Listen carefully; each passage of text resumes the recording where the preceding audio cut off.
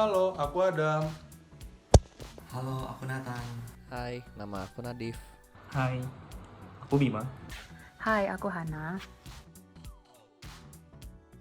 Ketahanan pangan nasional masih menjadi isu yang penting bagi Indonesia, mengingat kecukupan produksi, distribusi, dan konsumsi pangan memiliki dimensi yang terkait dengan dimensi sosial, ekonomi, dan politik.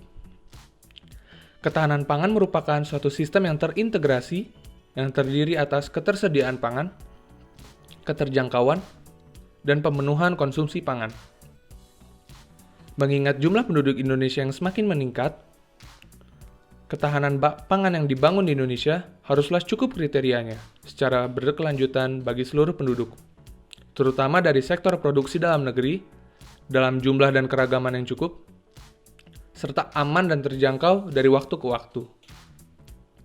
Ketersediaan pangan harus dikelola sedemikian rupa, sehingga walaupun produksi pangan bersifat musiman, terbatas dan tersebar antar wilayah, tetapi volume pangan yang tersedia bagi masyarakat harus cukup jumlah dan jenisnya, serta stabil penyediaannya sesuai permintaan dari waktu ke waktu. Konsumsi pangan merupakan jumlah pangan secara tunggal atau beragam yang dikonsumsi seseorang dengan tujuan untuk memenuhi kebutuhan fisiologis, psikologis, maupun sosiologisnya. Pemenuhan konsumsi pangan diprioritaskan pada konsumsi pangan bahan pokok, khususnya pangan pokok seperti beras, jagung, kedelai, daging sapi atau kerbau, daging ayam, telur ayam, bebek atau itik, susu sapi, ikan, bawang merah, dan cabai. Bahan pokok tersebut merupakan faktor utama untuk memenuhi kebutuhan gizi masyarakat seperti kalori, protein, lemak, vitamin, dan mineral. Berdasarkan tabel di sini, dapat kita tinjau bahwa konsumsi bahan pokok Pulau Sumatera tahun 2017 cukup tinggi keberadaannya, meliputi beras dengan konsumsi 5,6 juta ton lebih, jagung sebesar 1,1 juta ton, kedelai sebesar 350.000 ton, daging sapi dan kerbau mencapai 80.000 ton, daging ayam sebesar 600.000 ton lebih, telur ayam dan telur bebek mencapai 700.000 ton, susu sapi segar sebesar 13.000 ton, bawang merah sebesar 272.000 ton, dan cabai mencapai 600.000 ton. Angka tersebut cukup tinggi keberadaannya, yang menyebabkan pertanian di Indonesia harus lebih ditekan keberadaannya agar suplai kebutuhan pokok bagi masyarakat Sumatera dan bahkan seluruh Indonesia akan semakin produktif, sehingga menurunkan nilai import dari negara-negara lain. Pada tabel berikut, dapat kita tinjau bahwa penduduk Pulau Sumatera yang bekerja pada sektor pertanian di tahun 2017 mencapai sebesar 10,5 juta orang, sementara pada tahun 2018 mencapai sebesar 11,1 juta orang. Hal ini menunjukkan bahwa Pulau Sumatera menjadi penyuplai pada bidang pertanian yang cukup tinggi, dengan persentase sebesar 28,67% dari sektor pertanian di seluruh Indonesia. Terlepas dari itu, pertanian masih belum menjadi minat utama bagi masyarakat Sumatera, karena jumlah pekerja mayoritas Pulau Sumatera masih dipegang oleh pekerjaan buruh. Maka dari itu, perlu adanya penekanan lebih dari pemerintah maupun masyarakat agar sektor pertanian bisa semakin diperbaiki sehingga dapat menyuplai kebutuhan pokok, terutama masyarakat Sumatera dan umumnya masyarakat Indonesia, dan dapat meminimalisasi kegiatan pengimporan. Jadi apa itu ketahanan pangan? Ketahanan pangan merupakan suatu kondisi terpenuhinya pangan bagi suatu negara sampai perseorangan yang dapat tercerminkan dari tersedia pangan yang cukup, tersebar secara merata, beraneka ragam, aman, dan bergizi untuk dapat hidup sehat dan produktif secara berkelanjutan. Nilai ketahanan pangan atau indeks ketahanan pangan dari setiap wilayah akan memiliki nilai yang berbeda-beda. Di Indonesia sendiri, indeks ketahanan pangan dinilai oleh Badan Ketahanan Pangan dari Kementerian Pertanian Republik Indonesia yang telah merumuskan poin-poin penilaian untuk menilai suatu wilayah terhadap ketahanan pangannya. Dapat dilihat pada gambar di sebelah saya, di mana ada 3 pilar utama untuk menilai ketahanan pangan di suatu wilayah. Yang pertama yaitu ketersediaan, yang kedua yaitu keterjangkauan, dan yang ketiga adalah pemanfaatan. Untuk data nilai indeks ketahanan pangan dari setiap wilayah provinsi di Indonesia dapat dilihat pada data di sebelah saya.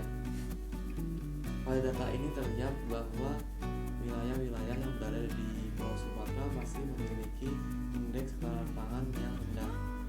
Lalu pada gambar selanjutnya terlihat bahwa rata-rata indeks ketahanan pangan wilayah Pulau Sumatera hanya memiliki poin 36,01, di mana poin ini masih berada di bawah Pulau Jawa dan Kalimantan. Apa yang menyebabkan rendahnya indeks ketahanan pangan di Pulau Sumatera? Permasalahannya dibagi menjadi 3. Yang pertama yaitu penyediaan pangan, lalu distribusi pangan, dan konsumsi pangan. Dari penyediaan pangan sendiri terjadi permasalahan yaitu rendahnya produksi pangan, contohnya pertanian, yang disebabkan karena banyaknya perubahan lahan pertanian menjadi non pertanian, lalu kurangnya sumber daya manusia dalam pengolahan, dan menurunnya kualitas lahan karena pengolahan intensif. Lalu yang kedua itu distribusi pangan. Kurangnya sarana yang memadai di wilayah Indonesia untuk menyalurkan pangan ke wilayah yang terpencil, dan masih banyaknya pungutan di jalur distribusi sehingga meningkatkan biaya distribusi. Lalu yang ketiga adalah konsumsi pangan. Beras atau nasi menjadi makanan pokok bagi masyarakat Indonesia. Hal ini memaksakan kebutuhan beras makin tinggi di Indonesia. Tapi para petani belum bisa memenuhi kebutuhan tersebut sehingga nilai ketahanan pangan menjadi rendah. Jadi yang dapat dilakukan untuk meningkatkan nilai indeks ketahanan pangan di Pulau Sumatera yaitu meningkatkan produksi pangan di Pulau Sumatera seperti di bidang pertanian dengan mengolah lahan secara konservatif agar kualitasnya terjaga, lalu meningkatkan sumber daya manusia yang berkualitas dan mengembangkan sarana yang digunakan dalam mendukung produksi pertanian. Lalu yang kedua yaitu mengkonsumsi beraneka ragam makanan, jangan hanya mengkonsumsi beras. Dan yang ketiga yaitu meningkatkan kelembagaan pasar agar harga dari pangan tetap terjaga. Yang terakhir yaitu dengan membuat cadangan pangan di wilayah-wilayah tertentu. Konsumsi ini kan sebetulnya flat ya Mbak. Kita mau menghadapi apapun kondisinya, orang makan kan sebetulnya sama. Hanya mekanisme distribusinya yang berbeda. Artinya selama ini mungkin transaksi melalui pasar tradisional itu sudah berkurang, ya kan? Nah, seperti itu. Tapi mekanisme distribusinya yang berubah. Jadi distribusi yang berubah. Tetapi kalau dari sisi kebutuhan, saya pikir sama. Kalau dari sisi bulog, gudang bulog itu kan tersebar di seluruh wilayah. Dan di setiap wilayah yang ada gudangnya itu hampir pasti ada berasnya. Artinya ada stok yang untuk keperluan wilayah setempat. Jadi sebetulnya kalau dari sisi ketersebaran dan ketersediaan itu sudah ada, sudah siap. Nah, bahwa kemudian misalnya ada beberapa daerah yang mungkin keseimbangan stoknya nggak sama, kemudian perlu diisi, ya itu kan kita isi. Nah, misalkan terkait dengan misalnya beberapa daerah memperlakukan pembatasan pergerakan orang, tapi kan tidak pembatasan pergerakan logistik toh. Pak, kalau rilis tadi pagi kan itu stok kita kata Pak Buas itu 1,4 juta ya Pak? Iya, 1,4 juta. Berarti cukup segitu ya Pak saat ini Pak? Iya, 1,4 juta. Kalau mau angka global ya 1,4. Mencegah masyarakat berkeliaran tanpa kepentingan ini menyebabkan banyak sekali aktivitas ekonomi warga yang terhambat. Banyak masyarakat dari golongan ekonomi menengah ke bawah memiliki profesi yang mendapatkan penghasilan mereka secara harian. Dengan himbauan pemerintah untuk tetap di rumah, maka profesi seperti supir angkot, ojek online, supir taksi, beca, buruh, kuli bangunan, dan lainnya mengalami kesulitan ekonomi dikarenakan minimnya pendapatan. Di Sumatera tercatat ada 7.000 pekerja informal yang kehilangan pekerjaannya sebagai dampak dari wabah COVID-19 ini. Selain itu, tercatat ada 1.300 pekerja yang terkena PHK. Pemutusan hubungan ini mayoritas terjadi di perusahaan yang bergerak di sektor industri, perhotelan, dan pariwisata. Bahkan sektor pertanian pun tidak lepas dari dampak yang disebabkan oleh COVID-19 ini. Tak lainnya, pandemi COVID-19 yang terjadi di Indonesia memberikan pengaruh bagi penyerapan hasil panen produk pertanian. Pemerintah diharapkan dapat memberikan insentif khusus bagi para petani agar dapat menjaga ketersediaan pangan di dalam negeri. Pandemi COVID-19 yang terjadi di Indonesia menekan sektor pariwisata seperti perhotelan dan restoran. Hal ini ikut berdampak bagi sektor pertanian di dalam negeri. Ketua Himpunan Kerukunan Tani Indonesia Muldoko menjelaskan, turunnya kinerja industri perhotelan dan restoran memberikan dampak bagi para petani, terutama petani sayur dan buah di dalam negeri. Menurut Muldoko, hasil panen petani yang biasanya didistribusikan ke kedua sektor ini kini tidak bisa disalurkan dengan maksimal. Rantai pasok pangan yang sangat panjang ini ternyata pada akhirnya menghadapi kendala di ujungnya, yaitu yang tadinya pasar sangat hidup, bergiat dalam kegiatan bisnisnya, karena mereka harus masuk pada hotel-hotel, rumah makan, dan restoran-restoran. Tapi dengan kondisi yang kita hadapi saat ini, hampir semua kehidupan itu menjadi tertutup. Di sisi lain, pengamat ekonomi pertanian Bustanul Arifin menilai bahwa kebijakan impor yang dilakukan pemerintah sudah tepat untuk menjaga ketersediaan pangan di dalam negeri. Namun Bustanul meminta agar pemerintah dapat memberikan insentif khusus bagi para petani, serta memanfaatkan dana desa yang fokus dalam peningkatan produksi produk pertanian di dalam negeri. Kerja pertanian yang juga menurun, maka masalah ini dapat timbul. Masalah ini kemudian dirasakan oleh sebagian penduduk di Provinsi Riau. Dilansir dari Kompas.com, Provinsi Riau saat ini belum mampu untuk memenuhi kebutuhan pangannya sendiri dan masih mengandalkan pasokan dari provinsi tetangga seperti Sumatera Utara dan Sumatera Barat. Seperti yang sudah disebutkan sebelumnya, Provinsi Sumatera Utara sendiri mengalami ancaman ketahanan pangan sebagai dampak dari pandemi COVID-19 ini. Sehingga Provinsi Riau sebagai salah satu provinsi yang mengandalkan pasokan pangannya dari Sumatera Utara perlu mengantisipasi adanya krisis pangan lebih lanjut, salah satunya dengan menyiapkan kemandirian pangan. Meski begitu, Gubernur Riau mengungkap bahwa meskipun dengan adanya kemandirian pangan dan pemanfaatan lahan untuk bercocok tanam, tetap belum mampu untuk menutupi kebutuhan pangan terutama beras di Riau. Dampak corona terlebih social distancing terhadap agroklimat Sumatera.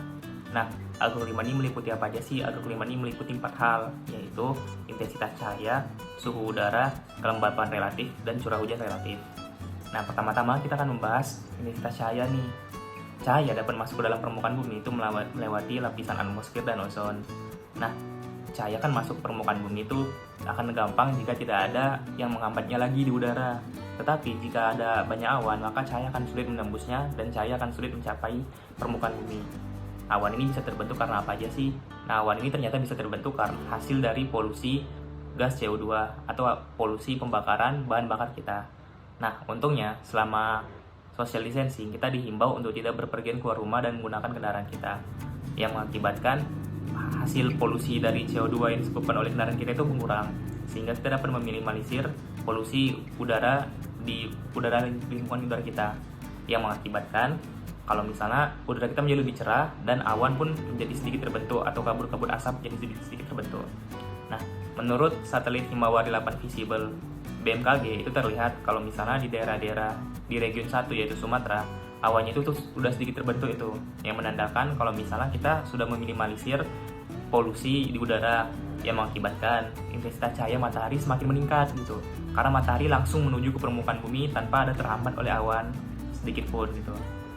Namun pada daerah-daerah seperti Riau yang merupakan daerah industri, itu intensitas cahaya matahari itu masih sedikit dikarenakan pada daerah tersebut masih banyak polusi udaranya yang mengakibatkan awan dan asap, sehingga cahaya matahari itu sulit menembus ke permukaannya gitu. Selanjutnya kita akan membahas suhu region 1 Sumatera. Nah, menurut satelit Himawari 8 NCH BMKG itu terlihat kalau misalnya suhu di Sumatera itu sudah mulai meningkat gitu. Ini kenapa? Karena intensitas matahari itu sudah meningkat, sudah makin banyak yang masuk ke dalam permukaan bumi, yang mengakibatkan suhu udara pada Sumatera pun semakin meningkat. Nah, tapi lagi-lagi pada daerah industri seperti Riau, yang mana cahaya matahari masih sedikit, itu suhu udaranya pun relatif sedikit rendah gitu, tidak hangat. Kenapa? Karena cahaya matahari itu kurang bisa masuk dalamnya, ditambah dengan awan-awan yang menutupi daerah sekitar, yang membuat suhu udaranya semakin lembab. Selanjutnya kita akan membahas kelembapan relatif. Nah, menurut satelit Himawari 8 Water Vapor and Change BMKG, itu terlihat nih kalau misalnya daerah region 1 yaitu Sumatera itu sudah sedikit kering atau sudah sedikit kering, tidak lembab. Nah, ini kenapa sih? Yang pertama tadi karena cahaya matahari yang diterima di Sumatera itu sudah meningkat, ditambah suhu udara yang meningkat. Suhu udara yang meningkat akan mengakibatkan kelembapan turun. Nah, jadinya kelembapan pada daerah Sumatera ini pun sudah kering gitu. Terlebih kita tahu kalau misalnya bulan April dan bulan Mei di Indonesia merupakan musim kemarau. Tapi lagi-lagi pada daerah seperti Riau yang merupakan daerah industri itu tadi kan awannya masih banyak dan cahaya matahari masih sedikit, mengakibatkan kelembapannya masih lembab, masih stabil di lembab gitu. Jadi pada daerah itu karena suhunya masih relatif rendah dan intensitas cahaya masih sedikit, mengakibatkan kelembapan pada daerah tersebut itu masih tinggi gitu. Selanjutnya kita akan membahas curah hujan relatif region 1 Sumatera, daerah region 1 Sumatera. Jadi pada curah hujan ini terlihat menurut satelit Himawari 8 Rainfall Potential BMKG itu terlihat kalau misalnya daerah di Sumatera ini sudah mengalami penurunan curah hujan. Terlihat kalau misalnya ditandai dengan slide atau artinya rendah. Nah, jadi curah hujan di Sumatera ini sudah rendah. Kenapa bisa rendah? Karena tadi tidak terjadi pembentukan awan yang disebabkan oleh polusi dan meningkatnya suhu permukaan dan suhu udara, dan juga kelembapan udara yang mempengaruhi pembentukan awan. Jadi kalau misalnya kelembapan relatifnya itu rendah, maka pembentukan awan semakin susah. Agroklimatologi mengambil andil penting dalam mempertahankan ketahanan pangan di Indonesia. Mengapa hal ini bisa terjadi? Karena agroklimatologi mempelajari tentang fluktuasi iklim dan cuaca yang mungkin dan berpeluang terjadi di Indonesia. Tentunya hal ini sangat mempengaruhi sektor pertanian, di mana sektor pertanian menjadi penunjang utama dalam mempertahankan ketahanan pangan di Indonesia. Apa saja yang dipengaruhi oleh agroklimatologi di dalam sektor pertanian? Yang pertama, agroklimatologi itu mengambil peran dalam perkiraan cuaca dan perkembangan iklim yang menjadi acuan utama bagi pemerintah dan masyarakat, terutama petani, untuk menentukan pola tanam. Jadi dari perkiraan cuaca ini, waktu untuk menanam dan waktu untuk memanen itu sangat berpengaruh dan digunakan oleh para petani. Selain itu, data perkiraan cuaca yang spesifik dan kriteria iklim di pulau-pulau tertentu di Indonesia itu dapat menjadikan acuan untuk menentukan jenis komoditas yang cocok untuk ditanam pada daerah itu.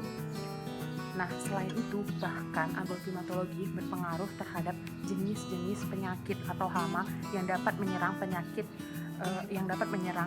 komoditas pertanian. Tentunya jika hal ini terjadi, penyakit-penyakit yang tidak diinginkan menyerang tanaman pertanian dapat secara drastis menurunkan hasil produksi dari pertanian itu sendiri dan otomatis berdampak pada ketahanan pangan nasional.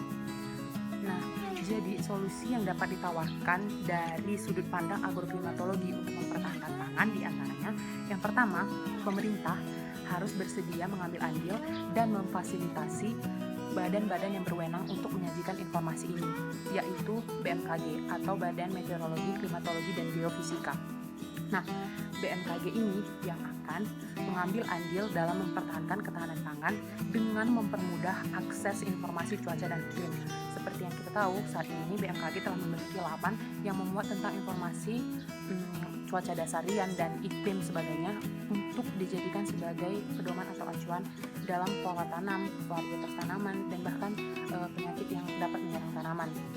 Nah, hal ini dapat diperbaiki dengan meningkatkan sebagaimana mestinya supaya akses dari informasi cuaca dan iklim ini dapat dengan mudah didapat oleh masyarakat, terutama para petani. Yang kedua adalah pengembangan inovasi dan teknologi untuk ketahanan pangan nasional. Hal ini dapat dilakukan dengan melakukan riset dan mengembangkan teknologi terkini untuk memprediksi cuaca dan klimatologi yang akan terjadi dan mensinkronisasinya dengan sektor pertanian atau smart farming. Nah, hal ini sangat perlu dilakukan untuk meningkatkan hasil produksi pertanian di Indonesia. Yang selanjutnya adalah dengan membuat rencana ke depan tentang ketahanan pangan di Indonesia. Pemerintah dapat menyelaraskan antara informasi tentang fluktuasi iklim dan cuaca tadi dengan sektor pertanian atau pertanian yang berbasis smart farming. Jadi dengan hal ini, ketika kedua hal ini disinkronkan, rencana kedepannya dapat ditentukan. Hal ini juga sangat diperlukan ketika Indonesia mengalami masa seperti yang sekarang ini ketika diserang oleh pandemi COVID-19, di mana backup plan atau rencana cadangan menjadi sangat penting untuk diperkirakan dari jauh-jauh sebelumnya. Namun jika sudah terjadi seperti saat ini, solusi yang pertama dan kedua dapat menjadi pilihan. Yang selanjutnya adalah yang keempat, dengan membekali para penyuluh petani untuk dapat mencerdaskan para petani. Hal ini dilakukan dengan membina para penyuluh petani agar memberikan dan memahami informasi tentang iklim dan perubahannya sehingga sesuai dengan praktik-praktik pertanian. Nah, tujuan akhir dari solusi ini tentunya adalah meningkatkan produksi hasil panen bagi para petani yang mereka lakukan penyuluhan. Menurut Purwaningsih 2008, kebijakan yang sesuai untuk solusi ketahanan pangan di daerah Sumatera yang pertama, diberikan pemberdayaan, informasi, dan motivasi kepada masyarakat setempat untuk mengolah pekarangan lahan rumahnya untuk dijadikan lahan pertanian atau lahan bercocok tanam, sehingga untuk kebutuhan rumahan sendiri dapat terpenuhi dengan bercocok tanam di lahan pekarangan rumahnya tanpa perlu membelinya dari market maupun pasar-pasar terdekat di sana. Kemudian diberikan fasilitas yang memadai untuk petani agar memudahkan petani untuk melakukan proses pertaniannya dan juga menghasilkan hasil produksi pertanian yang meningkat guna menunjang produk pertanian dan ketahanan pangan di daerah Sumatera tersebut. Kemudian perluasan distribusi pangan yang beragam baik antar pulau maupun antar kota di daerah Sumatera sehingga menghasilkan keberagaman pangan yang dapat memenuhi kebutuhan gizi masyarakat tersebut. Kemudian penyediaan dan pengembangan bibit dan benih unggul di daerah tersebut sehingga memudahkan petani untuk melakukan pertanian dengan hasil pertanian yang baik dan berkualitas. Kemudian pemerintah berperan aktif dalam pemberian informasi mengenai teknologi-teknologi terkini mengenai pertanian dan dapat meningkatkan pula wawasan petani bagi teknologi terkini seperti penggunaan traktor dan lain sebagainya.